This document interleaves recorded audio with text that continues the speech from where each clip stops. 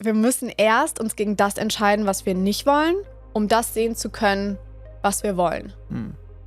Und das ist auch was, wo viele stehen bleiben, weil sie denken, ich muss erst das sehen, was ich will, damit ich Nein sage zu dem, was da ist. Und wenn ich nicht weiß, was kommt, dann unterhalte ich lieber das, was da ist. Aber die Veränderung findet statt, wenn wir mutig genug sind, Nein zu sagen zu dem, was wir nicht wollen, ohne zu wissen, was kommt. Was ist denn, wenn das Geld nächsten Monat nicht reicht? Was ist denn, wenn du all deine Freunde verlierst? Was ist denn, wenn du nie wieder so einen guten Job findest? Wir wissen nicht, was hinter dieser Tür ist, aber wir gehen meistens erstmal von dem Schlimmsten aus. Nämlich, wir werden nie wieder glücklich. Das denken wir. Dabei weiß ich in meinem Kern, dass das Gegenteil der Fall ist.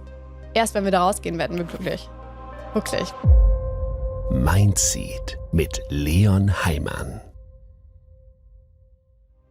Nina Brockmann ist Autorin und Gründerin von Denyani und spricht über persönliche Entwicklung auf eine Weise, die vieles in Frage stellt, was wir über Entscheidungen und Veränderungen glauben. Denn wir denken oft, wir müssten erst wissen, was wir wirklich wollen, bevor wir etwas verändern. Aber Nina sagt, genau das hält uns fest. Wir bleiben in Jobs, in Beziehungen, in einem Leben, das sich okay anfühlt und nennen es Vernunft. In Wahrheit ist es oft Angst. Angst vor dem Unbekannten, vor Unsicherheit, vor dem, was passieren könnte, wenn wir wirklich ehrlich zu uns sind.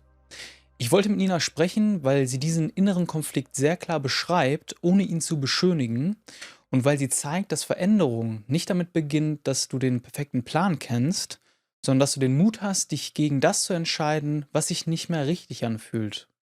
In dieser Folge verstehst du, warum du dich selbst oft unbewusst zurückhältst, weshalb sich Angst wie Sicherheit tarnen kann und wie du Schritt für Schritt wieder Zugang zu dem bekommst, was du wirklich willst.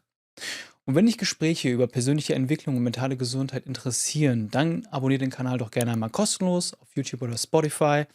Damit unterstützt du den Kanal und sorgst dafür, dass wir weiterhin solche Gespräche führen können.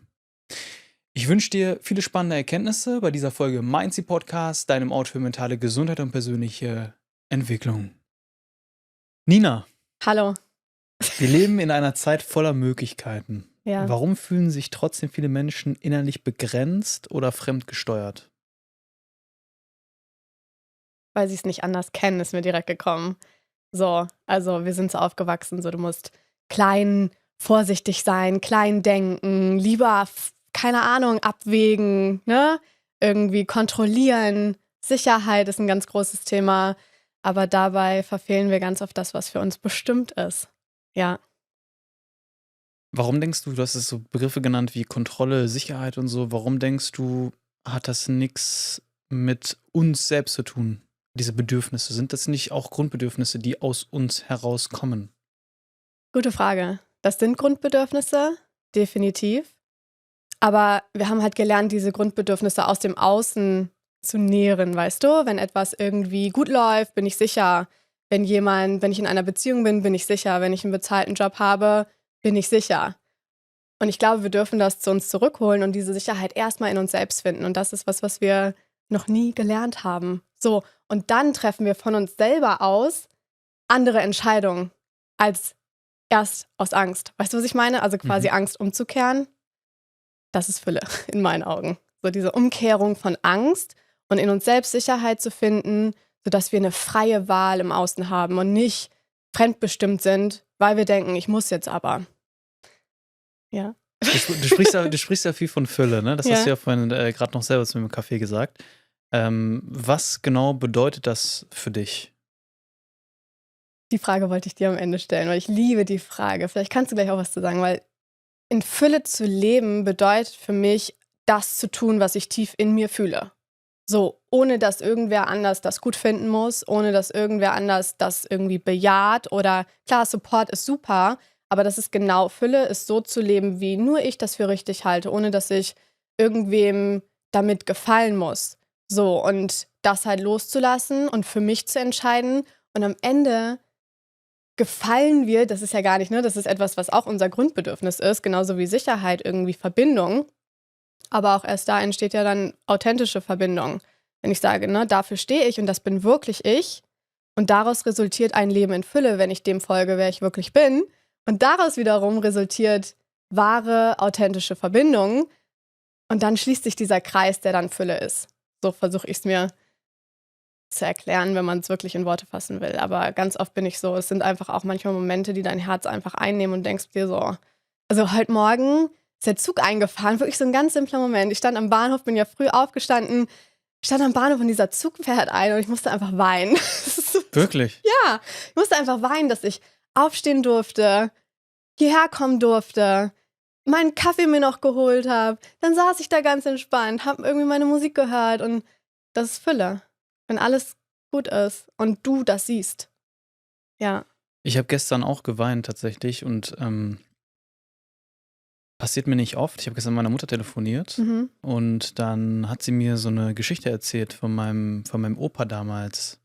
Von meinem Stiefvater, der Vater, der, ja, also das ist eine marokkanische Familie gewesen und die sind da sehr traditionell gewesen und sind sie immer noch. Es ist einfach eine sehr andere Kultur und es ist eigentlich nicht angesehen.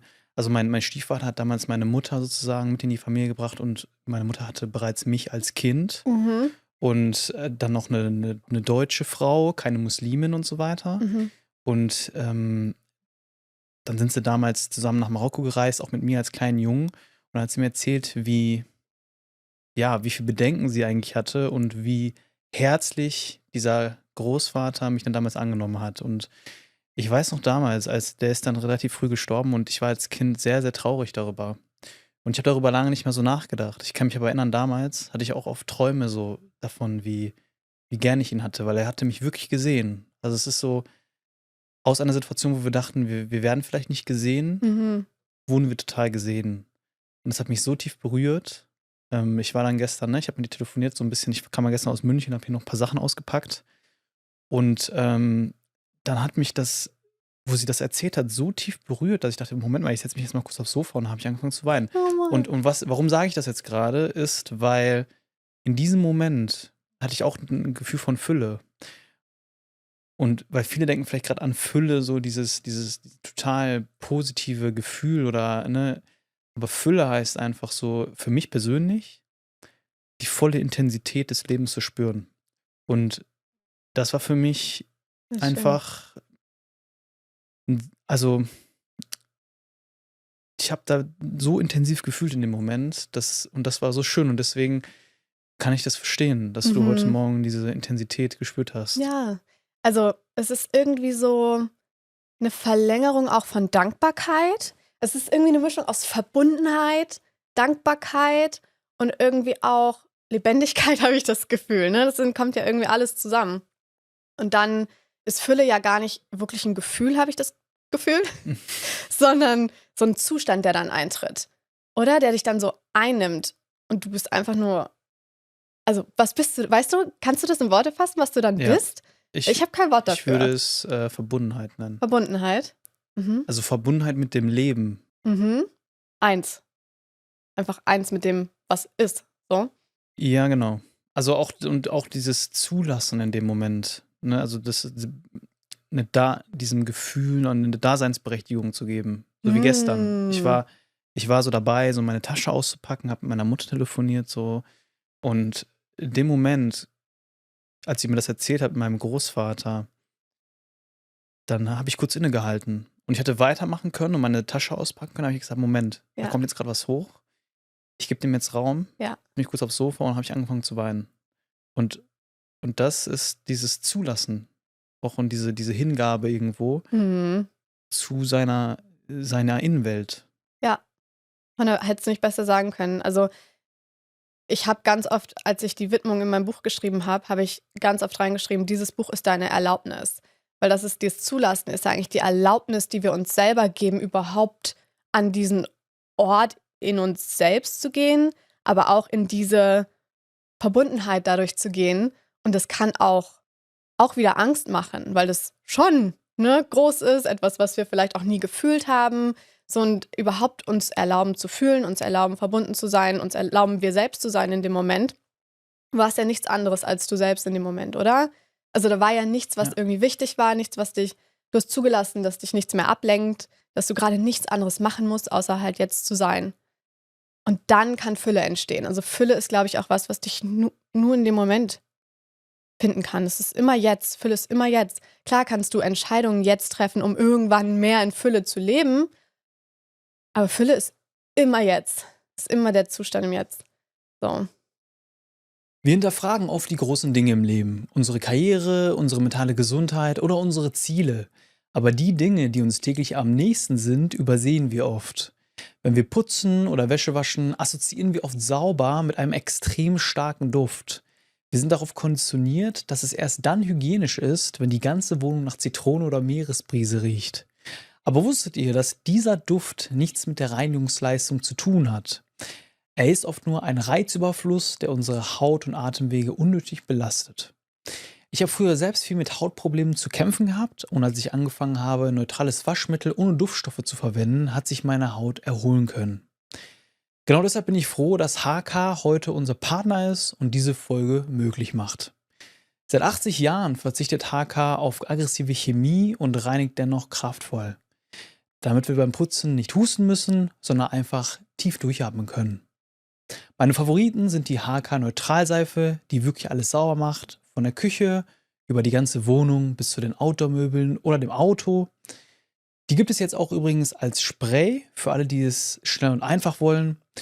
Und das Sensitivwaschmittel für die Wäsche ist komplett ohne Duftstoffe, perfekt für Allergiker, Menschen mit sensibler Haut oder wenn ihr Kinder im Haus habt. Eure Wäsche riecht danach einfach nur frisch und eure Haut atmet auf. Du willst beim Putzen auch ein gutes Gefühl haben? Teste jetzt HK und spare 15% auf das gesamte Sortiment bei hk.com mit dem Code LEON15. Den Link findet ihr wie immer in den Shownotes. Und ich glaube, früher hatte ich das Gefühl oft unterdrückt. Mhm. Und dann ist es aber ja irgendwo immer noch da, aber es ist unterdrückt. Mhm. Und gestern danach, ich habe mich voll befreit gefühlt. Und das ist ja auch was, das damit einhergeht, habe ich so das Empfinden, darüber haben wir ja gerade auch im Café gesprochen. Vielleicht kommen wir darauf gleich nochmal zu sprechen.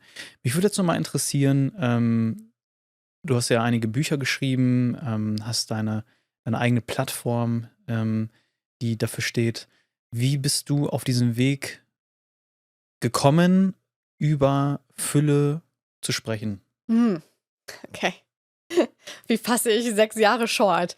Also ich glaube, es ist schon so 6 Jahre so klar, der Prozess beginnt, wenn wir geboren werden, aber schon so dieses, okay, irgendwas stimmt nicht. Ne? Es war eher immer so dieses Gefühl, was immer mehr geworden ist oder auch so eine Erkenntnis eigentlich, ich gehöre hier irgendwie nicht hin, ich fühle mich hier nicht wohl, also gar nicht schon, es war gar nicht dieses Fehl am Platz, es war gar nicht authentisch sein, da wusste ich überhaupt nicht, was das ist. Ne? Ich wusste nicht, dass ich nicht authentisch bin. Es war eher so dieses, okay, du funktionierst, du gehst einen Weg, für den du dich entscheiden musstest, zu einem Zeitpunkt, wo es jemand von dir auf eine Weise verlangt hat.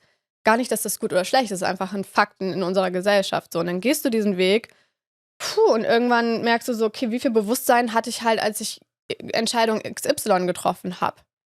Und irgendwann merkst du so, mein Bewusstsein verändert sich, ich verändere mich, ich bin vielleicht auch gar nicht das, was ich vor 5 Jahren entschieden habe und jetzt muss ich das, ich glaube, das ist auch eine Diskrepanz, jetzt muss ich das aber sein. Weißt du hast weiß ich nicht, aus einem Mangel heraus entschieden, jetzt muss ich das machen und 5 Jahre später denkst du, okay, es macht mich aber nicht glücklich. Kannst du uns das Beispiel von deiner Lebenssituation einmal verbildlichen, in der du damals warst? Na, wo ich gerade dran gedacht habe, war halt so, keine Ahnung, mit 17 musste ich entscheiden. Also wie gesagt, nichts daran, das ist no judgment, ne? Nicht, dass mich jemand jetzt hier, das klingt so, jemand hat dich gezwungen und keine Ahnung was, aber es war halt so, ne? Okay, was willst du jetzt nach dem Abi machen? Und ich war so, okay, darauf komme ich auch in meinem Buch, dass ich sage, okay, ich wusste es nicht. Ich hatte keine Ahnung, was ich machen will, außer dass mein Lieblingsmagazin damals die Glamour war, eine Modezeitschrift. Und da war ich so, ja, ich will Moderedakteurin werden. Das ist das Einzige, was mir Freude macht mit 17. Und dann habe ich halt geguckt, wie kann ich Moderedakteurin werden und habe dann nur einen einzigen Studiengang auf dem Weg dahin gefunden und habe dann Modejournalismus und Medienkommunikation studiert. Und zu dem Zeitpunkt war auch alles richtig. Ich habe es geliebt. Es war der einzig perfekte Studiengang für mich. Aber dann habe ich halt angefangen, in diesem Job zu arbeiten und habe halt gemerkt, okay, erfüllt mich nicht, mich jeden Tag damit zu beschäftigen, welche das hat mich einfach nicht erfüllt. Ich glaube, es gibt Menschen, die richtig drin aufblühen, aber ich habe halt gemerkt, mir fehlt Tiefe in, okay, vielleicht konnte ich die Tiefe da drin auch einfach nicht für mich finden. Hosen zu kombinieren, Seiten zu gestalten, so dieses Kreative mochte ich total, aber das Thema passte für mich nicht. Und trotzdem wollte ich das. Ich habe mich dann auf die Assistenzstelle beworben, war traurig, als ich die nicht gekriegt habe, obwohl ich im Kern die gar nicht wollte. Weißt du, dieses ist so dieses Paradox. Wir wollen dann unbedingt was, sind dann traurig, wenn wir es nicht bekommen. Und am Ende wollten wir es ja eigentlich gar nicht. Also wir wissen dann eigentlich auch gar nicht mehr, was wir wollen, außer dass es das vielleicht nicht ist. Und dann müssen wir uns dagegen entscheiden. Und das ist ein total harter Weg, weil so viel daran hängt. Das kennen wir, glaube ich, alle, ne? Da hängt Geld dran, da hängt, okay, wenn ich diesen Weg aufgebe, was dann dran? Da hängt dein Lebensort dran, da hängt dein Selbst. Du selber hängst dein Selbst daran. Und das fühlt sich dann an, wie dass ein Teil von dir, mögen Leute nicht so gerne, wenn ich das sage, aber es ist nun mal so, ein Teil von dir muss sterben. So der Teil, der dachte, er ist das, der muss sterben. Sonst geht's nicht weiter. So, du musst es zulassen, dass er stirbt. Was genau meinst du damit mit diesem letzten Satz, den du gesagt hast, ein Teil von dir muss sterben, damit du weitergehen kannst? Der Teil von dir, der gelernt hat, dass das der richtige Weg ist. Ich weiß nicht, ne? Je nachdem, was halt dein Glaubenssatz ist. Ich glaube, jeder hat da minimal andere Konditionierung so, aber so dieses, okay, ich bin nicht gut genug, wenn ich etwas ändere, ich bin nicht gut genug, wenn ich etwas aufgebe, das ist Scheitern, wenn ich den Job nicht kriege, also so all die Gründe, warum wir unbedingt an diesem einen Weg festhalten. Und wenn wir an diesem einen Weg festhalten, sehen wir halt auch nicht dieses ganze Potenzial, was noch auf uns warten könnte, weil wir so in diesem Tunnel sind. Und der Teil, der diesen Tunnelblick auslöst, der muss gehen. Da müssen wir sehen, okay, der hält mich gefangen, der hält mich klein, der hält mich grau. Und das kann für jeden anders aussehen. Das muss nicht im Job sein, das kann in Beziehungen sein, das kann in Familiendynamiken sein. Das ist eigentlich in jeder Entscheidung, die wir jeden Tag treffen, wo wir das entscheiden. Welcher Teil von mir entscheidet da eigentlich gerade? Ist es der Mangelanteil? Oder mache ich das aus einer Fülle heraus? Ist es okay erklärt? Das heißt, ich stelle mir das gerade so bildlich vor, wir sind vielleicht wie auf so einer mehrspurigen Autobahn und da gibt es verschiedene Tunnel. Und dann sagen wir, okay, wir nehmen jetzt den folgenden Tunnel. Mhm. Und dann sind wir in diesem Tunnel, das ist der Tunnelblick, den du gerade erzählt hast. Und eigentlich gibt es sowas wie Notausgänge, aber wir sehen diese Notausgänge nicht. Mhm. Was führt dazu, dass wir diese Notausgänge nicht wahrnehmen? Oder es sind vielleicht gar keine Notausgänge, sondern es sind einfach Ausgänge, die man nehmen kann, um Optionen, die da sind. Genau, um einen anderen Weg zu gehen. Ja. Weil ich glaube, das ist ein Gefühl, das ja viele haben. Ne? Ich bin Ja. in diesem Tunnel und ich fühle mich da krass zu verpflichtet. Das Erste, was mir direkt kam, war Verdrängung aus Angst.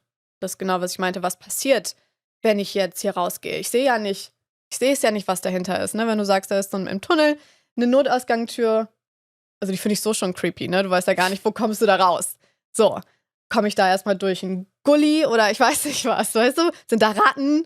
Wir haben Angst, wir wollen überleben, weißt du? Da kommt dann unser Überlebensmodus, der geht dann an und sagt so, okay, aber was ist denn, wenn das Geld nächsten Monat nicht reicht? Was ist denn, wenn du all deine Freunde verlierst? Was ist denn, wenn du nie wieder so einen guten Job findest? Wir wissen nicht, was hinter dieser Tür ist, aber wir gehen meistens erstmal von dem Schlimmsten aus. Nämlich, wir werden nie wieder glücklich. Das denken wir.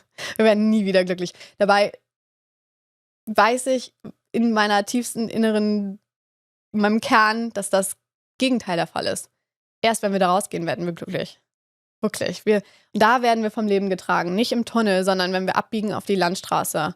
Ich bin immer so, okay, ich mag auch dieses Beispiel von Autobahn und Landstraße. So, du rast und rast und rast. Und je schneller wir sind, desto schwieriger ist es, da irgendwo schnell in Notausgang rauszuhauen, weißt du? Also wird ja voll schwer abzubiegen, je schneller du bist. Und je länger wir auf dieser Autobahn sind, desto schneller werden wir gefühlt.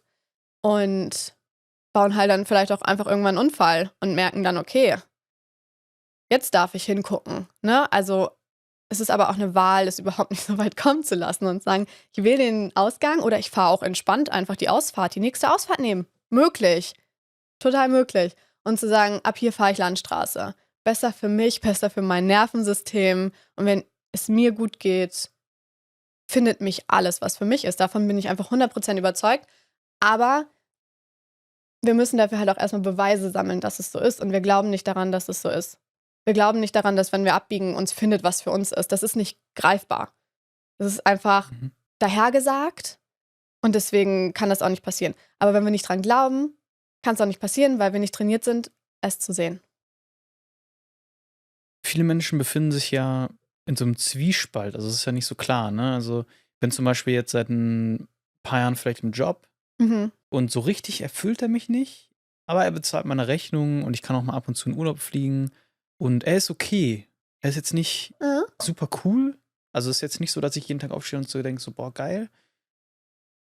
Ist auch ein bisschen ermüdend, aber es ist okay. So. Und ich glaube, dann entsteht oft dieser Zwiespalt, weil der Schmerz ist halt nicht so groß, sondern nur so ein bisschen da. Woher weiß ich denn überhaupt, wenn ich jetzt den anderen Weg einschlage, dass der nicht genauso sein wird? Oder dass der vielleicht sogar nicht sogar noch schlechter sein wird? Weil wenigstens dieser Job gibt mir gerade Sicherheit. Ich kann nicht mehr gekündigt werden zum Beispiel. Mhm. Woher weiß ich das denn überhaupt? Ich hab keine Sicherheit. So. Weißt du, das ist Ja. dieser Zwiespalt, glaube ich, den viele haben. Ich weiß ja nicht, was ich bekomme. Und wenn ich diesen Job hier verlasse, weil irgendwo gibt er mir ja eine gewisse Stütze, weißt du? 100%. Und ganz ehrlich, woher sollst du es wissen? Du weißt es nicht. Punkt. Du kannst nur sagen, ich will so lange neu, bis es da ist. So, es ist eine Entscheidung jeden Tag und auch nicht nur einmal. Es ist nicht nur zu sagen, ich gehe den Notausgang raus und damit bin ich jetzt wieder sicher. Es ist eine Entscheidung, die du jeden Tag triffst, weil das Leben dich jeden Tag fragt, so oder so. Jeden Tag. Und je öfter du es wählst, desto mehr kommt es in dein Leben. Aber ich glaube, das ist etwas, was vielen nicht bewusst ist, dass es wirklich eine aktive, bewusste Arbeit ist, jeden Tag. Und ich möchte da niemandem was vormachen, weißt du, ja, easy, du wählst es einmal, du nimmst einen neuen Job und dann ist alles gut. Dann sind wir wieder in der Komfortzone, weil wir denken, jetzt mache ich es mir hier gemütlich. Aber wir sind aktive Gestalter und Gestalterinnen. Und das ist etwas, was jeden Tag von uns gewählt werden darf. Gar nicht ich glaube, wir dürfen das auch nicht als Verpflichtung sehen, sondern als Geschenk. Und ich glaube, da findet dann so dieser Switch statt, zu sehen, was für eine Kraft wir haben, was für ein Geschenk das ist und wie verwerflich das eigentlich wäre, das nicht zu nutzen. Weil dafür sind wir hier, um uns selber zu erleben. Und das machen wir nicht, wenn wir über die Autobahn rasen. Also hören wir gar nichts mehr. So würde ich das irgendwie sehen. Du hast ja gerade erzählt, dass du dann Journalismus. Modejournalismus Medien. damit angefangen hast. Und dann kam dieser Zwiespalt bei dir, der ähnlicher wie der, den ich gerade beschrieben habe.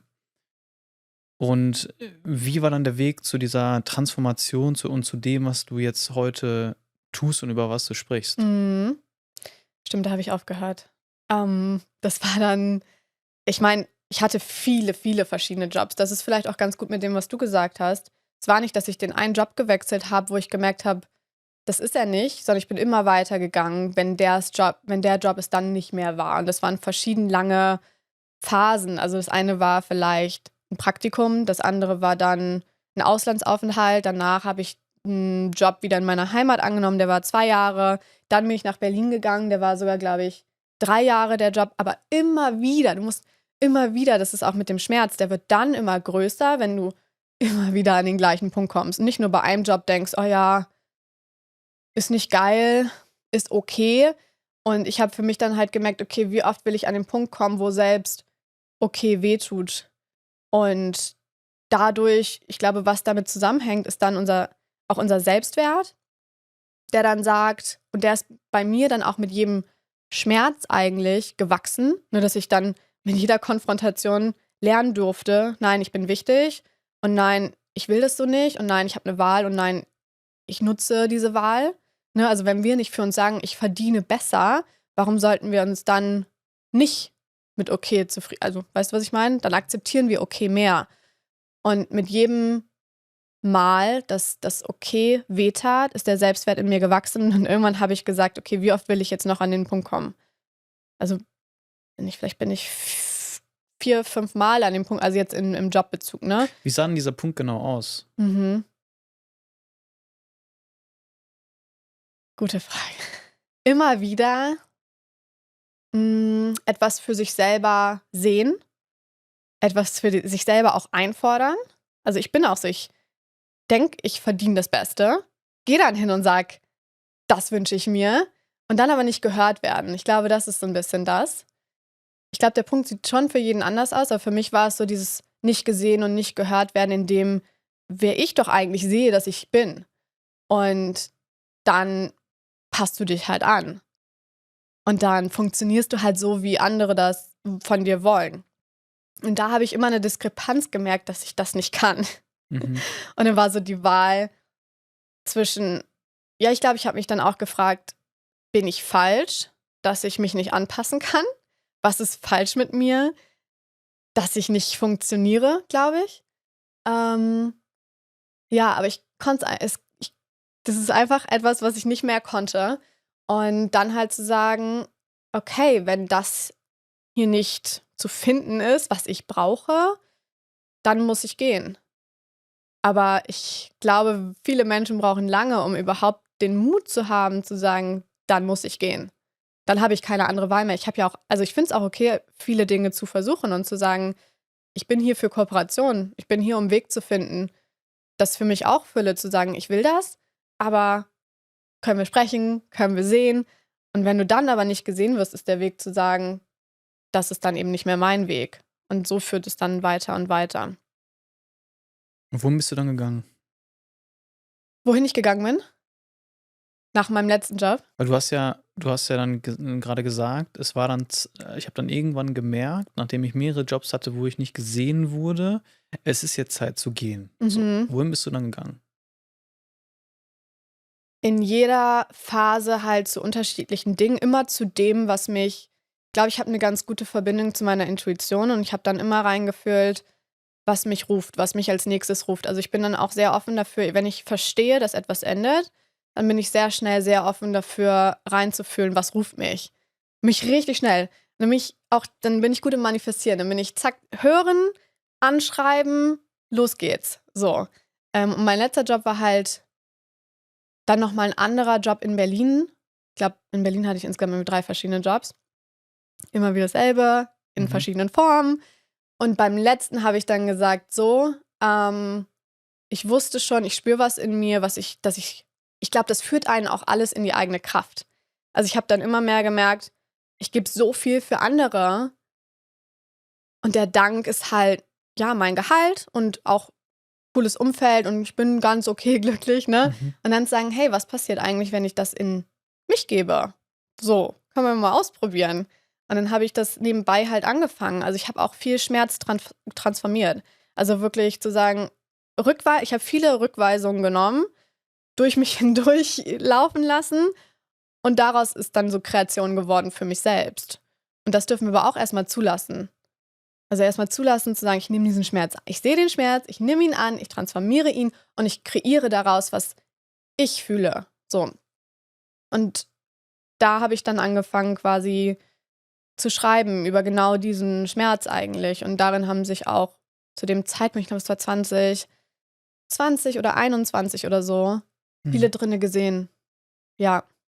Waren, glaube ich weiß nicht mehr genau, wann Corona war, aber es waren auch so die Corona-Jahre, die ich dann halt für mich genutzt habe, so der Raum und die Zeit, mich selbst zu hören und mich selbst zu sehen. Ja. Und dieser Transformationsprozess, den Schmerz, du hast es gerade so genannt, dann weiterzuleiten und für Potenzialentfaltung zu nutzen. Was ist das für ein Prozess? Also wie funktioniert das aus seiner Sicht? Weil dem können ja viele nicht zustimmen, dass das so funktioniert. Oh. Also viele sind ja einfach auch im Schmerz. Ja. So. Das heißt, was ist der Weg, diesen Schmerz zu transformieren? Also eben habe ich gemerkt, es sind schon halt mehrere Stufen, ne? Überhaupt diesen Schmerz sehen ist ja quasi Stufe 1. Schmerz sehen, das passiert gerade, das ist etwas, was mir nicht gut tut. Das annehmen als das und sich auch nicht dagegen wehren. Also vielleicht wichtig, dass wir mal so ein konkretes Beispiel nennen. Also zum Beispiel, ich bin im Job, ich arbeite hier seit mehreren Jahren, wir können ein Beispiel von mir nehmen.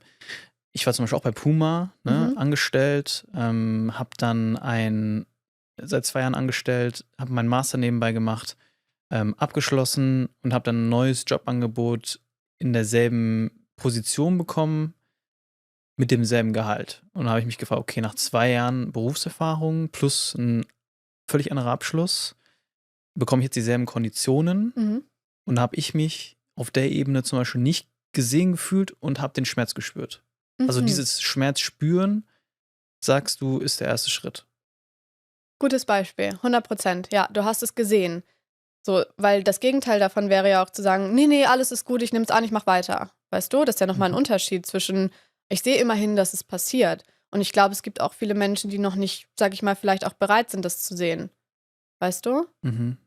Und der nächste Schritt wäre dann in deiner Situation, was denkst du? Was ich denke? Ja, oder was hast du vielleicht auch gemacht oder was hättest du machen sollen? Also ich glaube, ich bin nicht ideal mit der Situation umgegangen, weil in mir war das direkt so auch dieses Gefühl von nicht gesehen werden. Mhm.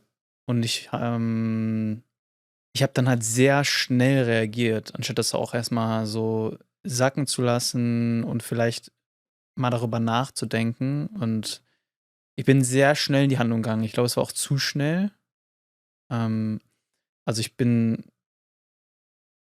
ich habe praktisch gesagt, okay, würde diesen Job annehmen, aber ich möchte andere Konditionen. Und das habe ich meinem Chef damals dann auch sehr schnell mitgeteilt. Und dieser wurde dann zornig, dass ich sozusagen nicht erst mal mit ihm gesprochen habe, hat mich dann abgewiesen sozusagen. Und die andere Partei, die mir den neuen Job angeboten hat, hat mir dann gesagt, nein, wir können dir keine besseren Konditionen geben. Und dann war es für mich so, okay, ich kann nicht in meiner aktuellen Position bleiben, weil mein Chef mich nicht mehr haben möchte. Plus in der anderen Position, die kann ich zwar annehmen, aber da werde ich nicht gesehen. Und dann war es für mich so, okay, dann ist der einzige Weg die Kündigung. Und dann habe ich Mhm. gekündigt. Und das war halt, ja, wie soll ich sagen, irgendwo stimmig und irgendwie auch wichtig für meinen persönlichen Prozess jetzt, so, wenn ich jetzt darauf blicke, ne, ist das der Weg auch, der mich dazu geführt hat, wo ich heute bin. Aber in diesem Moment, ich sag mal, wenn ich noch mal in so einer Situation sein würde, würde ich es wahrscheinlich anders und mit mehr Ruhe und Präsenz angehen, weil das hat mich schon sehr getroffen, dass ich dann nicht von keinen Parteien gesehen wurde. Mhm. Ja, ich war auch nicht immer. Ich war auch reaktiv. Also, das entwickelt sich ja auch überhaupt erst, ne? Aber ich finde stark, dass du überhaupt gesagt hast, weißt du, du hättest auch genauso einlenken können und sagen können: „Ich wähle das und ich bleibe da und ich zwinge mich.“ Aber ich finde, überhaupt die Reißleine zu ziehen, ist ja auch schon super stark. Und das dürfen wir dann auch sehen, dass man manchmal auch nicht, ne, super viel in solchen Situationen von Überforderung, finde ich auch, weil irgendwie so viel passiert und denkst nur so: „Ich will einfach nur raus.“ Mhm. Das war mir am Ende auch so. Also, ein Job, oh mein Gott, da war ich nur 1 Monat, da habe ich das direkt gemerkt. Da wusste ich's eigentlich schon vorher. Weißt du, manchmal gibt's ja auch Mhm. das, okay, du weißt es schon vorher und 'n Teil, das ist der Teil, der sterben darf. Der Teil in dir, der übernimmt dann so 'ne große Rolle und hat dann, wir geben ihm die Macht, ne? Und ich wusste es eigentlich schon vorher, das war auch der letzte Job, wo ich schon vorher wusste, es trotzdem gemacht habe und schon am ersten Arbeitstag eigentlich alles sich bestätigt hat. Mhm. Und da war ich so schnell weg wie, also, das ist der Prozess. Und dann halt aber auch zu sagen, ich finde Balance, ich glaube, das ist was auch, wo, viele sich schwer tun, so Balance zu finden zwischen, wie kann ich denn auch dann in diese Kreation kommen? Ich weiß nicht, wie du es dann gemacht hast, aber bei mir gab es auch lange dann so eine Zwischenphase, wo ich eben das, wo ich nicht gesehen werde, eben akzeptiert habe, um mir ein anderes Leben auch aufzubauen. Also, wie so 'n, bei mir war es kein kalter Cut, sondern ich bin jetzt im Nichts und ich muss jetzt, ne? Ich bin nicht vom einen Müssen ins nächste Müssen, sondern wie kann ich, mir selber Raum geben, mich selbst zu finden dann auch. Kannst du das noch mal genauer ausführen? Also, wie genau meinst du das? Diese Zeit, wo du noch mal genauer hingeblickt hast, warum fühle ich mich nicht gesehen? Mhm. Na ja, ich habe das halt dann erkannt und dann habe ich mich gleichzeitig gefragt: „Aber was möchte ich denn?“ Also, ich glaube, das ist halt was, was auch wichtig ist zu wissen, was ist meine Richtung? Wir müssen gar nicht wissen, was ist meine Vision. Ich kenne auch viele, die sagen: „Ich habe keine Ahnung, was meine Vision ist.“ Und ich war so: „Du, die entwickelt sich, wenn wir den Weg gehen.“ Die Vision ist nicht, wir werden geboren mit einer Vision und können die direkt sehen. Ich glaube, die Vision ist immer irgendwo da und wir folgen ihr auch unbewusst, aber sie zeigt sich mehr, je mehr wir so aus diesem Nebel irgendwie rausgehen. Und ich habe dann versucht, ich wusste, ich habe keine Vision, ich wusste nicht, dass irgendwie das entstehen würde, was jetzt entstanden ist, aber ich wusste, da ist etwas, was mich ruft, Punkt. Mehr nicht. Da ist ein Gefühl und ich muss diesem Gefühl folgen und ich muss das machen. Das war wie so eine innere Stimme, die gesagt hat, das musst du machen und du bist dafür da und du weißt vielleicht nicht, was du machst. Ich hatte keine Ahnung, was ich mache, aber diese Handlung, weißt du? Und mit jeder Handlung hat sich mehr Klarheit ergeben und dann wusste ich so, okay, ich kann jetzt aber nicht direkt kündigen, ne, weil dann schwebe ich ja auch wieder. Also ich habe schon immer versucht, irgendwie auf mich aufzupassen und dann habe ich halt den einen Job dann angenommen für 3 Tage die Woche zum Beispiel, habe dann gesagt, okay, ich beiß da in den sauren Apfel, ich gehe da in dieses Funktionieren bewusst rein. Ich weiß es ja jetzt, es ist mir jetzt bewusst. Und die anderen 2 Tage sind für mich und meine Kreation, weil ich dann ja gemerkt habe, und das war tatsächlich auch sehr interessant, weil alles, was in diesen 3 Tagen passiert ist, hat mir sehr viele Erkenntnisse geschenkt. Das war wie so ein Testlabor fast auch, um so wieder Erkenntnisse zu gewinnen, Inspiration zu gewinnen, um kreieren zu können.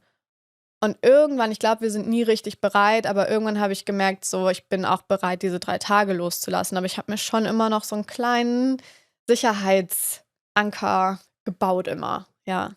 Also diese 3 Tage loszulassen heißt, du hast dir dann nebenbei dein Business aufgebaut und dann irgendwann hast du gesagt, okay, ich gehe jetzt all in und ich Ja, stecke jetzt meine ganze Energie da rein. ja, Genau. genau. Also dieses Step für Step finde ich ist auch nochmal wichtig. Vor allen Dingen, gut, ich weiß, deine Lebenslage kenne ich nicht 100%, aber meine ist zum Beispiel auch, ne, ich habe jetzt keine Kinder, ich bin Single und so und zu der Zeit war ich das auch und das fällt einem dann natürlich einfacher, so einen Break zu machen und zu sagen, okay, ich gehe auch das Risiko ein, weil ich trage das Risiko nicht für andere Personen, ne? Ich weiß, dass viele, die zuhören, auch Mütter sind mit Kindern und so und das natürlich erschwert den Prozess nochmal, da in so eine, ja, in so eine Veränderung, so eine Weiterentwicklung zu gehen.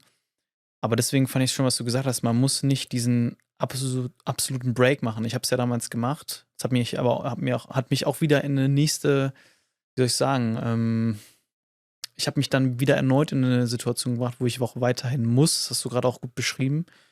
Und da vielleicht auch mal zu sagen, okay, was kann ich denn erstmal so schrittweise verändern, was mich näher zu dem Weg bringt, den ich eigentlich gehen möchte? Ja, mir kam direkt die Frage, wie darf es sanft sein?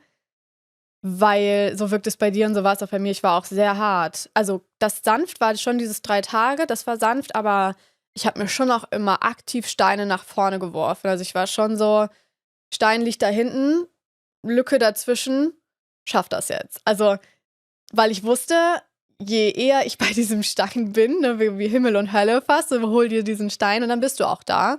Das habe ich gemacht, es war auch okay, hat mich auch dahin gebracht. Also sonst hätte es vielleicht 10 Jahre gedauert, weiß ich nicht. Es war in dem Moment, dass ich es konnte, dass ich dafür bereit war. Aber es muss nicht jeder machen. Also nicht jeder muss sich die weitesten Steine nach vorne werfen, damit er schneller dahin kommt. Aber ich wusste dann irgendwann, ich habe es auch erst gemacht, wo ich wusste, wo ich hin will. So, und dann wusste ich, ich kann die Zeit, heißt das kollabieren? Collapsing Time, weißt du, wenn du sagst, okay, ich treffe die Entscheidung und je eher ich die Entscheidung treffe, desto eher ist meine Realität auch das. Dann habe ich irgendwann angefangen, so ein bisschen klarer zu werden. Aber ich weiß auch nicht, ob ich es gemacht hätte, wenn ich Kinder hätte. Also, welche Ängste ich dann hätte, welche, ne? Da kann ich nicht drüber. Aber deswegen würde ich sagen, sanft sein.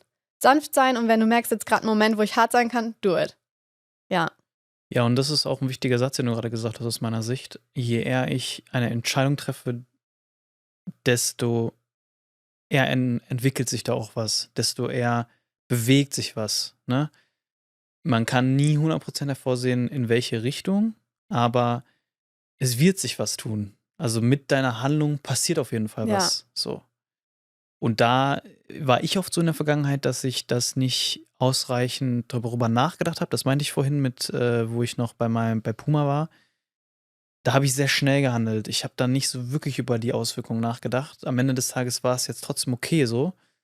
Aber bei mir, ich bin so von der Persönlichkeit oft so, dass ich dann gemerkt habe, okay, du darfst dir manchmal ein bisschen Zeit nehmen, bevor du was machst.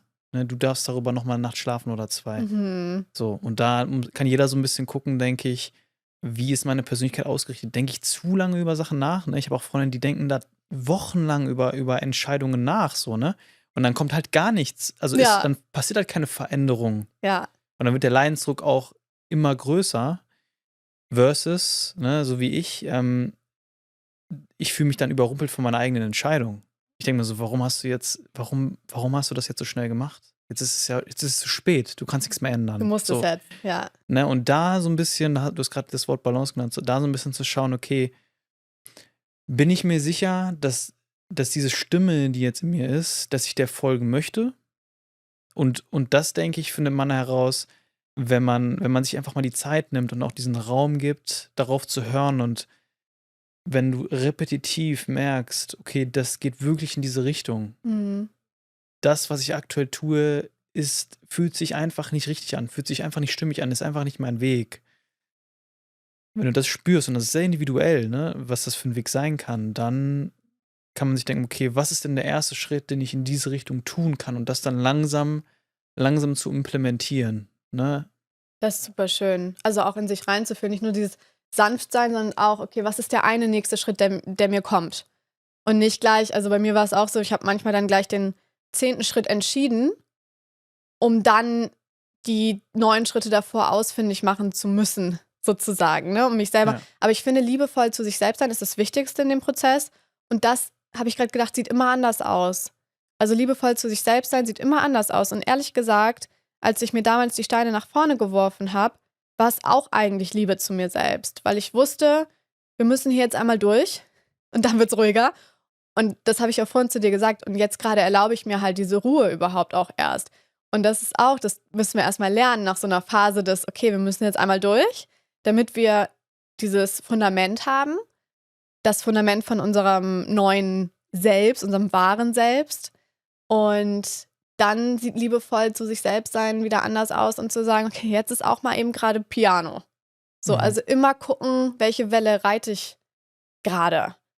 Und das sieht, glaube ich, auch bei jedem mal anders aus. Aber da einfach in sich reinzufühlen und sich halt nicht zu zwingen für andere ist das Wichtigste, sondern das halt für sich selbst zu machen und zu wissen, warum. Wir machen eine ganz kurze Pause, in der ich euch einmal daran erinnern möchte, falls ihr das Video auf YouTube schaut, einmal auf den Like-Button zu klicken und falls ihr das Ganze über Spotify oder Apple Podcasts anhört oder anschaut, uns einmal eine Bewertung für den Kanal zu hinterlassen. Damit unterstützt ihr uns und wir können weiterhin sicherstellen, die besten Leute hier in den Podcast zu holen und unsere ganze Energie hier reinzustecken. Danke für eure Unterstützung und jetzt zurück zur Folge. Was denkst du, warum wissen wir oft nicht sofort, was wir wirklich wollen? Und auf der anderen Seite wissen wir aber eigentlich ziemlich oft, was wir nicht wollen. Das ist irgendwie oft so eine Diskrepanz. Also, warum fällt es uns leichter zu spüren, was nicht stimmig ist, als klar zu sagen, was wir wirklich leben wollen? Ah ja, weil das, was wir nicht wollen, noch da ist und erst, also das ist, wir müssen erst uns gegen das entscheiden, was wir nicht wollen, um wirklich zu spüren, was wir wollen. Da bin ich 100% von überzeugt. Weil das einfach, Sag das nochmal. wir müssen erst uns gegen das entscheiden, was wir nicht wollen, um das sehen zu können, was wir wollen. Hm. Zumindest über 50%. Und das ist auch was, wo viele stehen bleiben, weil sie denken, ich muss erst das sehen, was ich will, um abzulehnen. Ne? Erstmal so wissen, was kommt denn, damit ich Nein sage zu dem, was da ist. Und wenn ich nicht weiß, was kommt, dann unterhalte ich lieber das, was da ist. Aber die Veränderung findet statt, wenn wir mutig genug sind, Nein zu sagen zu dem, was wir nicht wollen, ohne zu wissen, was kommt. In meinen Augen. Also Mhm. ich schreibe auch davon, dass wir dem Universum quasi so einen Vertrauensvorschuss geben müssen, dass wir sagen müssen, ich vertraue darauf, dass was Besseres für mich kommt. Ich vertraue darauf, dass hinter dieser Exit-Tür ein Paradies ist und kein gammeliger Tunnel. So. Und das müssen wir üben. Und das fällt uns schwer, weil wir haben das selber noch nicht erlebt. Das heißt, wie üben wir das? Wie können wir darauf vertrauen, wenn wir einfach misstrauisch sind, was ich verstehe? Und was mir geholfen hat, ist da dann eben die Wege anderer zu sehen, okay, ich bin nicht anders von dem oder der, wo es auch so war. Und immer mehr zu sehen, oh wow, der lebt das, was er will. Sie lebt das, was sie will. Sie hat den Job gekündigt. Sie hat ihr Leben verändert. Sie lebt in Fülle. Und dann zu sagen, ach, vielleicht kann ich ein bisschen mehr daran glauben, dass es möglich ist. Auch für mich. Weil ich nicht separate davon bin. Ich bin nicht getrennt von all den anderen. Ich entscheide nur, dass es so ist. Und das hat mir geholfen. Ich wusste nicht, was kommt und habe dann andere als Inspiration genommen auf meinem Weg. Also für dich waren auch Vorbilder wichtig. Ja, das sind Wegweiser. Vorbilder sind Wegweiser. Also egal ob Bücher, unendlich viele Bücher, Podcasts, Instagram-Accounts, Menschen in deinem Leben. Aber ich hatte auch nicht so viele Menschen in meinem Leben, die das gemacht haben. Also ich habe das Gefühl, in einem Freundeskreis gibt es immer so diese eine oder den einen, der so ist, ich kann das nicht mehr. Der eine, der vorangeht, weißt du? Und bei mir war es eher so, dass ich gemerkt habe, ist jetzt nicht jeder, der gerade irgendwie, es gab zwar viele, die so ihr Leben hinterfragt haben und auch ihren Job oder ihre Beziehung, aber noch nicht so, dass sie, haben sich auch damit auseinandergesetzt, aber haben es noch nicht anders gewählt, waren nicht weiter als ich. Und irgendwann habe ich gedacht, okay, shit, worauf soll ich noch warten? Und habe dann angefangen, ohne dass ich das in meinem Umkreis kannte. Aber ich habe dann halt, ja, zu verschiedenen Menschen, zu verschiedenen Zeitpunkten aufgeschaut.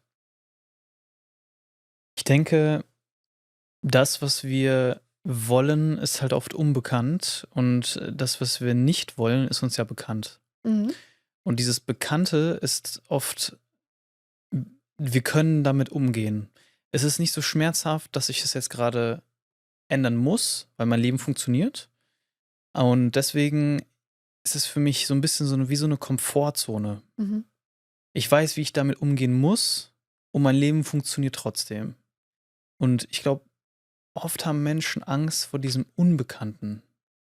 Und was auch dazu führt, ist, denke ich, dass oft unsere Angst dann auch verstärkt wird. Vielleicht von unserem Umfeld, ne? Da sind wir nochmal bei dem Thema Vorbilder. Wenn wir in einem Umfeld sind, wo unsere Freunde und unsere Familie vielleicht ein sehr ähnliches Leben führen, in der Hinsicht, dass sie auch nicht 100% zufrieden sind, aber ebenfalls nichts daran ändern, weil sie Angst vor dem Unbekannten haben und weil vielleicht auch man einfach viele Horrornachrichten hört, ne? Dann landest du auf der Straße oder keine Ahnung. Ich habe diese Sätze bekommen. Ich auch. Also ich habe diese Sätze bekommen von, wenn du deine Miete nicht bezahlen kannst, dann landest du im Gefängnis. Deswegen solltest du lieber aufpassen. Nee, wirklich jetzt. Du solltest lieber aufpassen, dass du Geld verdienst und so weiter und so fort. Von meiner Familie, die dann Angst hatten, wo ich hier in meiner Aufbauphase war, so von wegen, ja, da wird dann Angst geschürt, so, weißt du, was ich meine? 100%.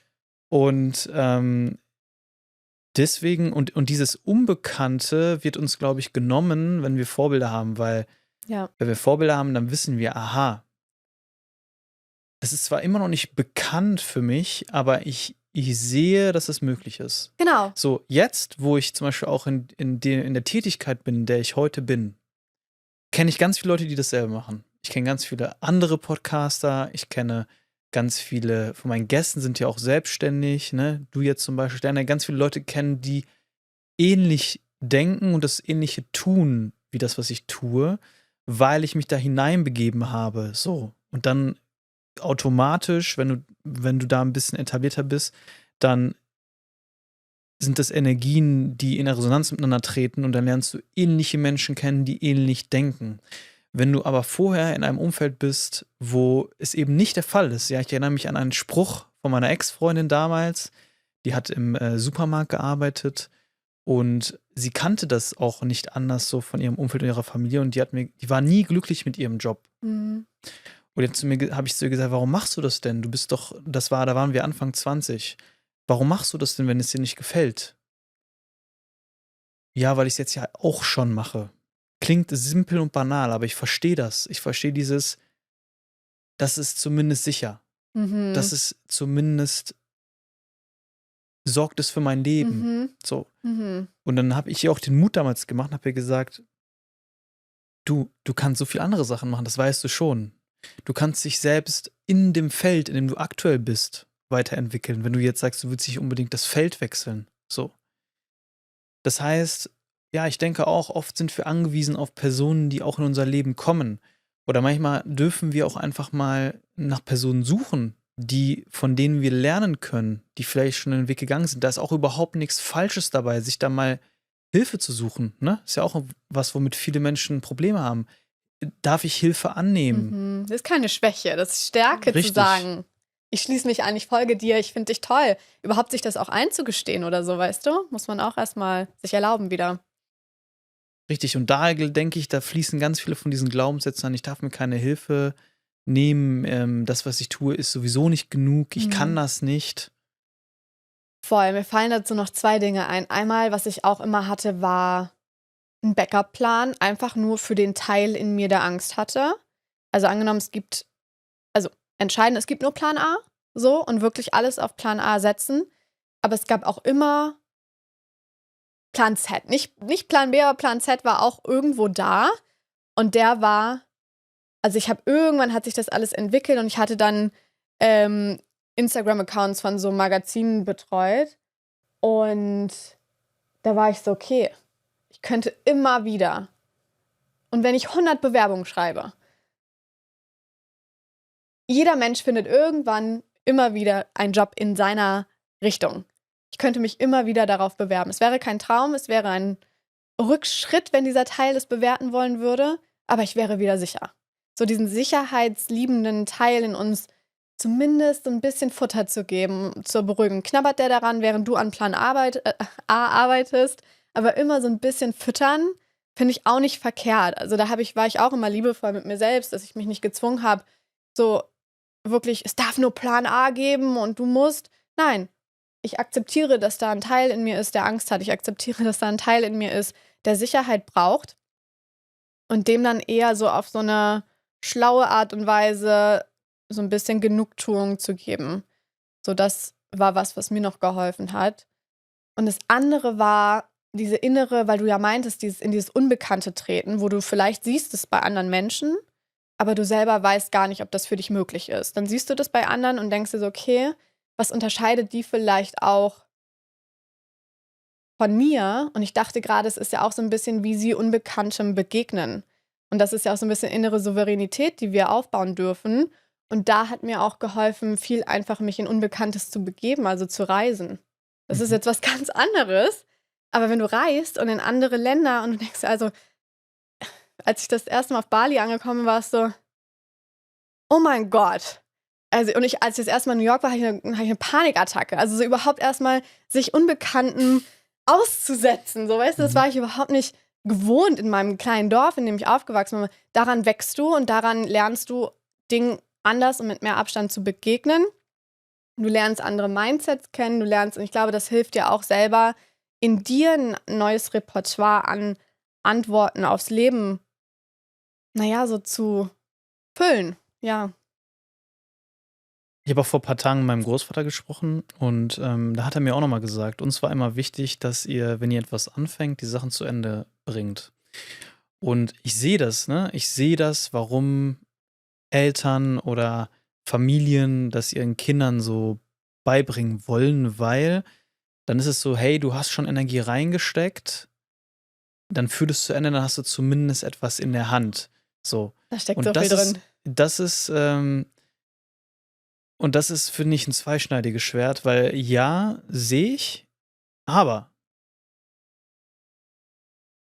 wenn du dich dazu entscheidest, ich fange jetzt eine Ausbildung an oder ein Studium oder was auch immer oder einen Job und du merkst nach kurzer Zeit, sagen wir mal nach ein paar Monaten oder einem halben Jahr,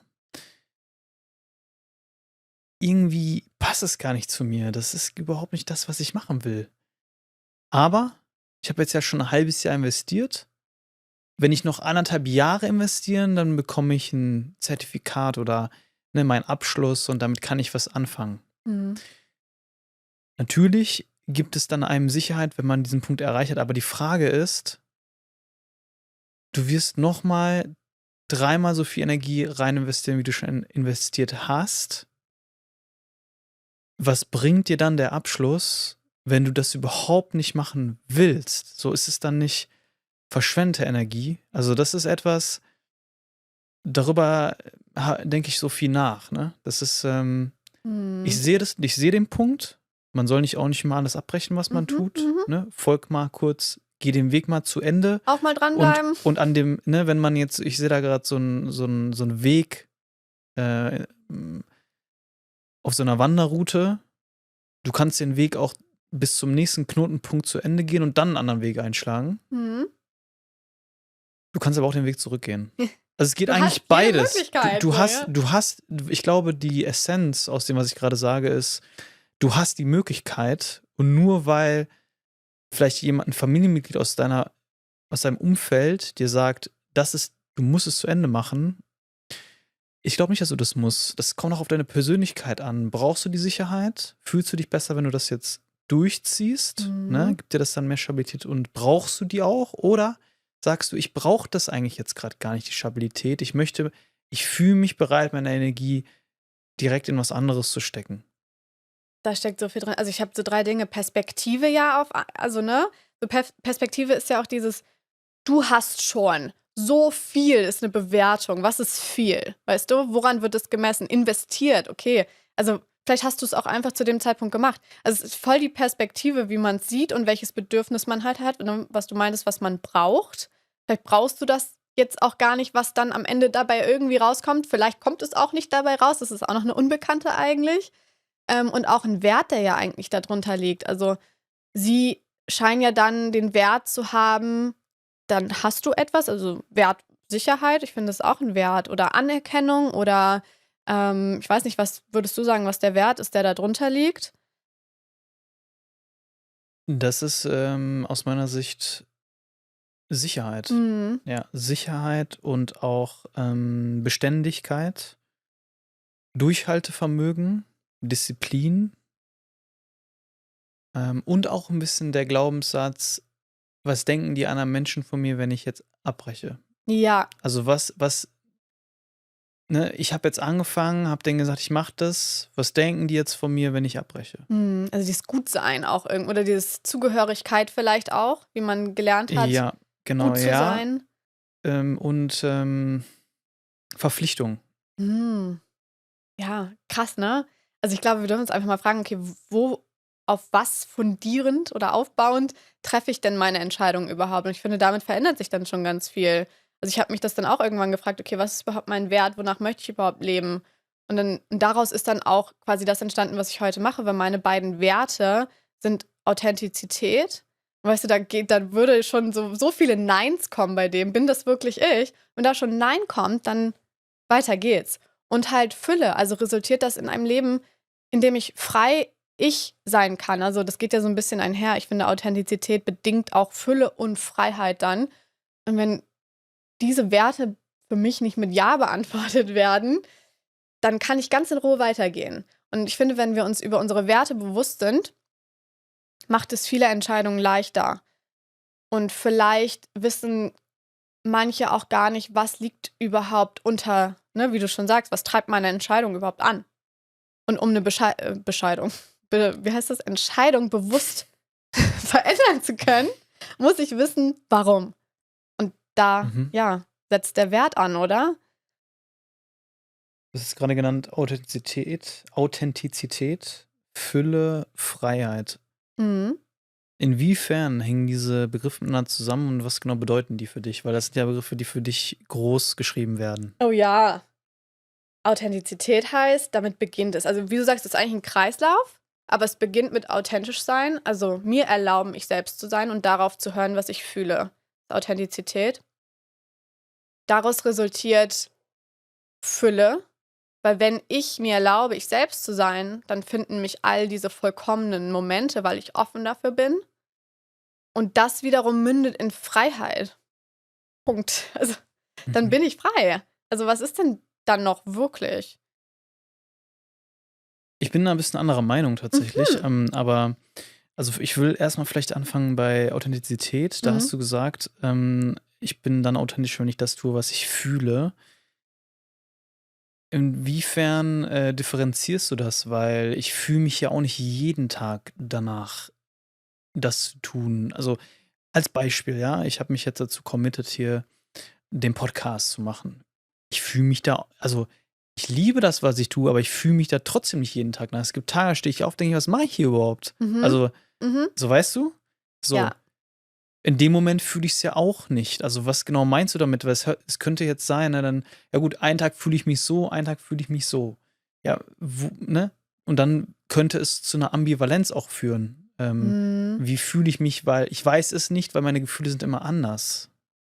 Bei mir kam direkt so, was ich im Kern fühle. Also ich finde, da gibt es verschiedene Ebenen. Na klar, ich bin auch nicht jeden Tag und denke mir, geil, mir gehört die Welt, let's do this. So. Aber es ist im Kern immer wieder diese innere Gewissheit oder diese Weisheit in mir, die weiß, warum sie tut, was sie tut. So, und vielleicht ist es kein Gefühl, ich weiß nicht, vielleicht ist es eine innere Weisheit, so, die Gefühle trägt.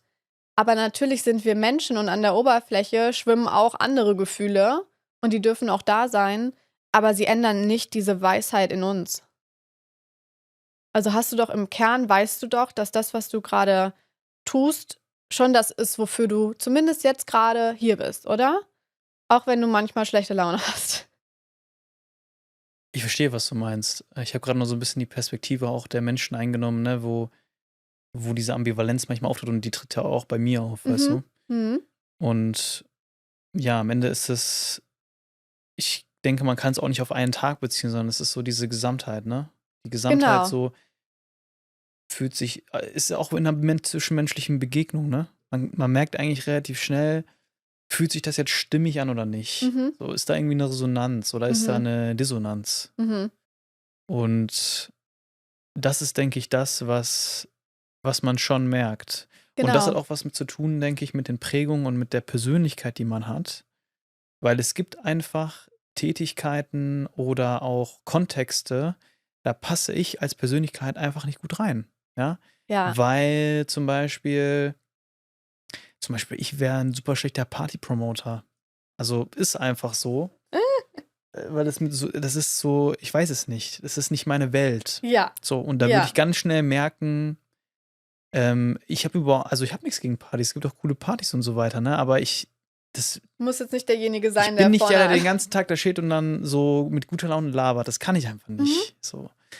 Als Beispiel, ich keine Ahnung, warum mir das jetzt in den Kopf kam, aber und dann würde ich ja relativ schnell merken, okay, das fühlt sich irgendwie nicht stimmig Ja. an. So. Und das Ja. ist, glaube ich, das ist das. Und das kann man jetzt gar nicht mit so viel Facts wahrscheinlich unterlegen, sondern das ist halt wirklich eine Stimme in dir, die spricht. Aber wenn man darüber nachdenkt, finde ich, ist es oft mit Sinn, also macht es irgendwo Sinn. Ja. Ja, und es ist ja dann auch, ich habe Gefühl oder was du tief in dir fühlst gesagt, aber es ist am Ende daraus resultiert irgendwie eine Ahnung oder so.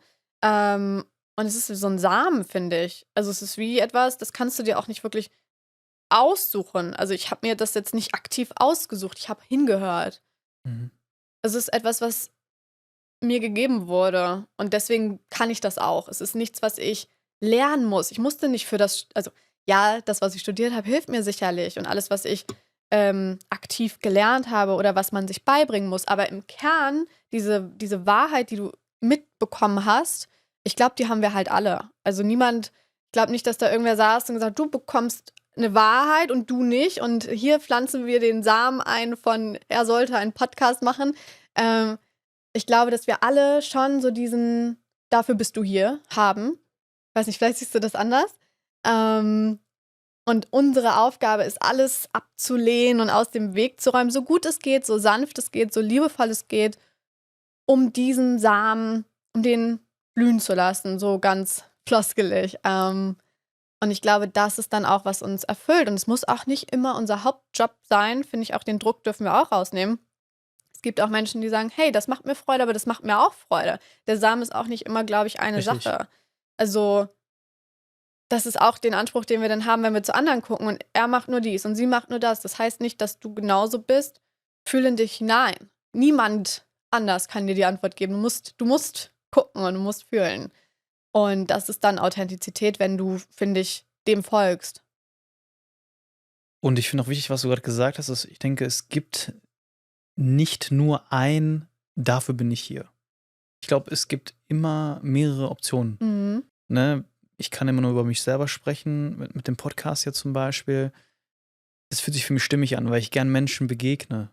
Weil ich gerne so mehr über die erfahre. War schon immer so. Mein Opa hat mir auch gesagt, Leon, du hast dich schon immer für die Menschen interessiert. So. Und das ist einfach etwas, aber das kann man in mehrere Kontexte legen. Das muss man ja nicht nur im Stimmt. Podcast ausleben. Ich könnte mir auch total gut vorstellen, irgendwie so ein Ferienhaus zu haben oder so. Also nicht für mich, sondern ein öffentliches für, ne? Also ein Hostel oder so, ja, irgendwie so eine Jugendherberge Ja. oder so ein Ort, wo Menschen und Reisende kommen, wo ich auch mit denen in Kontakt trete und was Schön. über ihre Geschichte erfahre, weißt du? Das ist dann so fast dasselbe Tun in einem anderen Kontext, wo du auch Menschen wie so ein Space gibst, wo die sich gegenseitig kennenlernen können und Erfahrungen austauschen können. Das ist Das schön. ist so fast dasselbe in einem anderen Kontext. Und ich denke, das ist, das ist dieses flexible Denken in der Hinsicht schafft auch wiederum Erleichterung, ne? Da zu sagen, okay, es ist nicht diese eine Sache, die du unbedingt machen musst, weil manchmal haben wir auch Ideen und dann klappt es aus irgendeinem Grund nicht, ne? Du kannst das, was du gerne ausleben möchtest, aus meiner Sicht in mehreren Kontexten ausleben. Ja, dieser Samen hat verschiedene Potenziale. So. Und vielleicht siehst du gerade nur das eine oder fühlst gerade nur das eine, aber es äußert sich später, vielleicht sagst du nach 3 Jahren, oh, kein Bock mehr irgendwie mit Menschen. Also jetzt habe ich alles gesagt, weißt du, Mhm. jetzt kommt das Ferienhaus oder keine Mhm. Ahnung was. Also uns auch halt zu erlauben, weiterzugehen und sich nicht festzunageln, egal ob von Anfang an auf eine Sache oder auf unserem Weg. Einfach diese Lebendigkeit und dieses Facettenreichtum anzunehmen, ist, glaube ich, das, worauf es am Ende ankommt. Also gar nicht so, ne? Dann wären wir Mhm. wieder im Zwang, dann wären wir wieder im Funktionieren, dann wären wir wieder im, ich passe mich dem an, was ich jetzt erkannt habe. Einfach offen bleiben. Was ich mir aber gerade noch gefragt habe, du hast vorhin gesagt, stimme ich nicht zu oder sehe ich anders. Mhm. War das auf Authentizität, du weißt das Wort, bezogen? Oder auf was anderes? Es war eher auf die Freiheit bezogen tatsächlich. Mhm. Und da wollte ich noch mal gern so eine Einordnung zu wissen. Wie genau siehst du Freiheit? Denkst du, es gibt Freiheit? Oh, das ist ja die größte Frage, die man stellen kann. Oh, Ich glaube nämlich ja. nicht so an. Also ich glaube, Freiheit, so wie wir oft dran denken, gibt es nicht.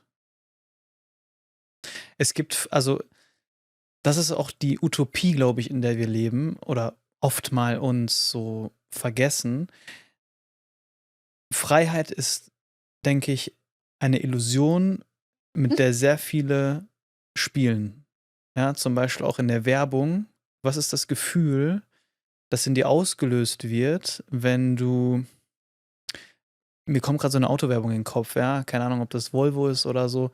Auf jeden Fall, das Auto auf der freien Straße fährt daher zu einem wunderschönen Familienhaus, dann öffnet die Frau oder der Mann öffnet dir die Arme und dann sind die Kinder da und alle sind glücklich und es ist so ein schön gegradeter Hintergrund, der Himmel ist blau, die Pflanzen sind alle super grün und es ist alles so erfrischend.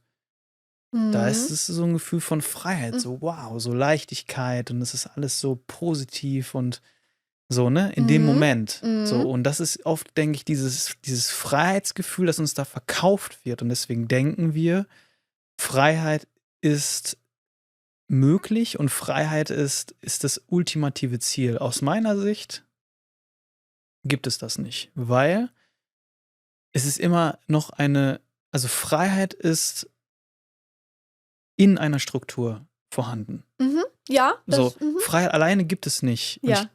das aus meiner Sicht. Ja, und ich möchte gerne eine Perspektive dazu hören. Als Beispiel, ähm,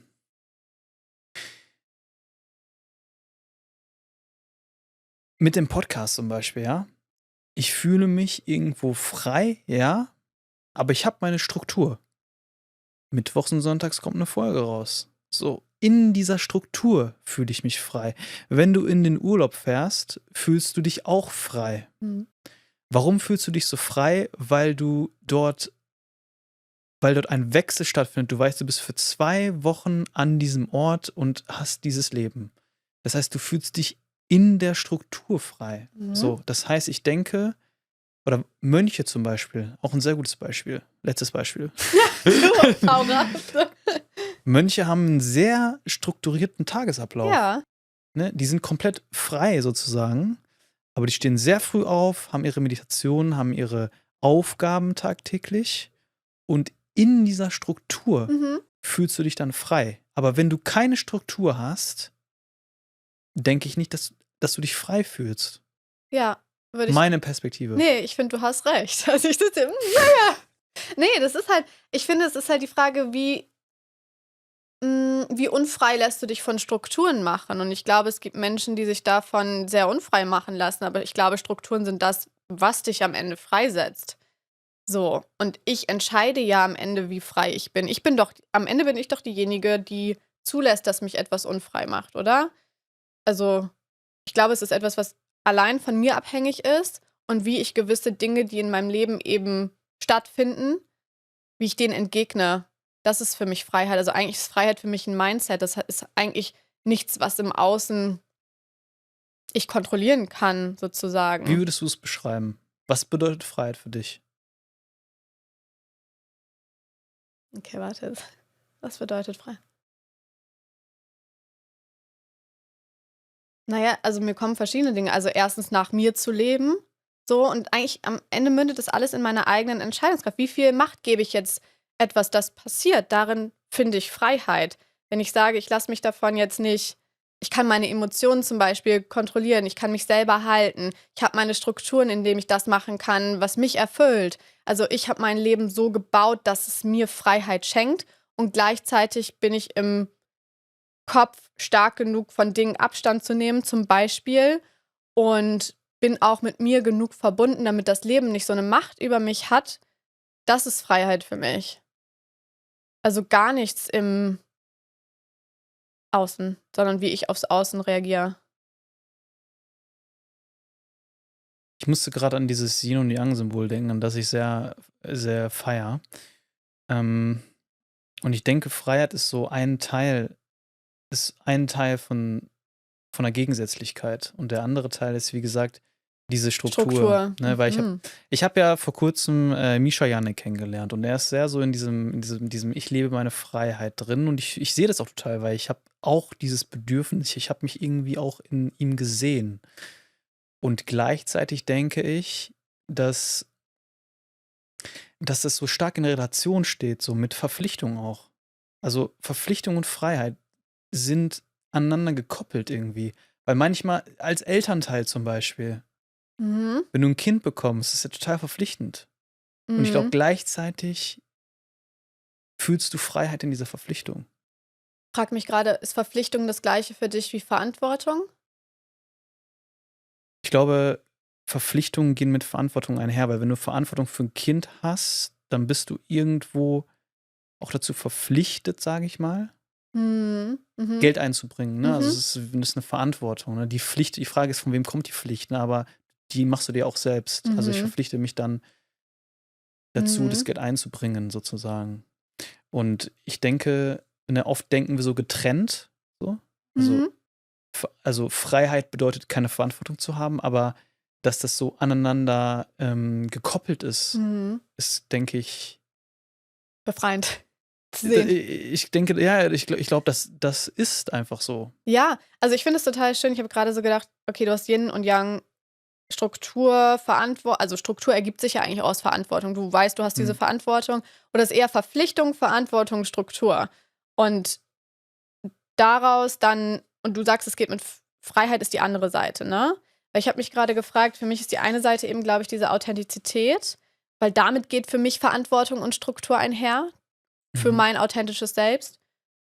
Und Fülle ist eigentlich, was daraus resultiert. Deswegen weiß ich gerade nicht, ob Fülle dann die andere Seite ist und Freiheit das, was dann entsteht. Ich glaube, ich sehe das, was du sagst, und Fülle ist der Kreis um Yin und Yang. Also haben wir Freiheit, Verantwortung, für mich ist es authentisch sein, so quasi. Und Fülle ist das und so und nicht Freiheit. Also wenn man das Yin-Yang-Symbol, ich hoffe, alle kennen das, worüber wir gerade sprechen und denken, worüber reden die überhaupt? Das sind ja diese beiden, wie soll ich das sagen, beiden Wellen, ne? Die schwarze Welle, die weiße Welle. Ja. Und es ist oft in so einem Kreis dargestellt. Und viele vergessen den Kreis. Und ich glaube, der Kreis ist das Ganze, ist vielleicht die Fülle, die du beschreibst. Die Summe ist die Ja. Fülle. Das ist schön. Okay, dann muss ich nochmal neu ordnen. Weil ich dachte immer so, okay, daraus entsteht dann ja eigentlich Freiheit. Aber vielleicht ist Freiheit noch die Wahl, die wir treffen. Und Fülle ist das, was daraus entsteht. Wir haben Fülle gemastert. Nina, ich weiß es doch auch nicht. It's over. Wir müssen jetzt noch so ein Wandposter daraus machen. Das ist doch gut. Das Fülle. Wie heißt das denn, Yin und Yang? Hat das noch einen einzelnen Namen? Ich weiß das gar nicht. Also ich weiß, dass einige Mönche dann so von der Mutter sprechen. Also Yin und Yang haben eine Mutter und diese Mutter ist der Kreis. Mutter ist die Fülle. Ja. Schön. Nina, abschließend. Wenn jemand heute merkt, ich lebe nicht das, was ich in mir fühle, was ist der erste konkrete Schritt, um authentischer zu werden, ohne sein ganzes Leben radikal umwerfen zu müssen? Du hast es fast eigentlich schon mitgesagt. Und ehrlich gesagt resultiert auch alles, worüber wir gesprochen haben, in dieser Frage, weil wie kann ich sanft mit mir selbst umgehen, während ich den einen nächsten Schritt gehe Richtung das, was ich fühle? Und wenn ich nichts fühle, ist es vollkommen in Ordnung, das ist kein Fehler. Dann, wie kann ich eine Sache ablehnen, die es nicht mehr für mich ist? Ich würde wirklich so simpel vorgehen, weil sonst machen wir uns zu große Gedanken, drehen uns im Kreis und machen nichts, weil wir denken, das ist nicht genug. Jede kleinste Entscheidung zahlt auf das große Bild ein und auf das, wo wir hingehen sollen und darauf zu vertrauen. Abschließend würde ich auch noch gerne dazu sagen, ich denke, es ist auch ganz wichtig, an diesem Punkt zu sein, wo man sagt, ich fühle es gerade nicht. Weil das zeigt uns ja, was wir eigentlich fühlen. So. Ja. Und auch so vielleicht die Situation, ne? Weil vielleicht einige, die gerade zuhören, denken sich, ich bin gerade in so einer Situation, die ist nicht einfach, auch zu sehen, so, das ist halt Teil des Ganzen. Und wir brauchen die Situation, wo wir uns nicht so gut fühlen, um in den Zustand zu kommen, wo wir uns besser fühlen. Ja, was damit schwingt, ist so dieses nicht so streng zu uns sein. Ja. Und nicht denken, also es schwingt da auch so, ne, nicht gut genug, selbst in unserem Weg raus vom nicht gut genug. Es muss immer perfekt sein. Ja, so, ja. kenne ich auch gut. Also nicht so streng mit uns sein. Ja. Weil das ist schon echt viel, was wir da machen. Also es ist schon kein easy way. Und deswegen Step by Step und das Licht folgt. Nina, am Ende des Podcasts stellen wir mal dieselbe Frage. Stell dir vor, du kannst jetzt anonym eine SMS an die Menschen versenden mit einem Satz, den sie alle lesen werden. Welcher Satz wäre das? Oh mein Gott, jetzt hätte ich mich vorbereiten können. Nein, du sollst dich ja nicht vorbereiten. Es soll ein Satz kommen, der aus dir herauskommt. Naja, mir kamen direkt die 4 Worte von meinem Buch Ich lebe in Fülle. Wenn wir uns daran erinnern, ich lebe in Fülle und das wirklich unsere Entscheidung formt und trägt, dann wissen wir, was wir tun müssen. Ja, ich lebe in Fülle wäre die anonyme Nachricht. Nina, wo Ja. können die Menschen dich finden? Oh, am meisten eigentlich auf Instagram. Ja, bei Dhinjani. Mein Account ist Dhinjani. Und ansonsten, ja, in meinem Buch. Die beiden sind so meine, und mein Podcast ist auch, aber mein Buch ist mein Baby. Deswegen, wenn ihr mehr über Fülle lesen wollt, wäre das ein Weg dorthin. Ein Wegweiser, ja. Die Links zu Nina findet ihr in der Beschreibung, unter anderem auch zu ihrem Buch 4 Worte. Nina, vielen lieben Dank, dass du heute hier warst. Danke, dass ich da sein durfte. In Dankbarkeit und Verbundenheit und Fülle. Ja, wirklich, ich bin sehr dankbar. Merci.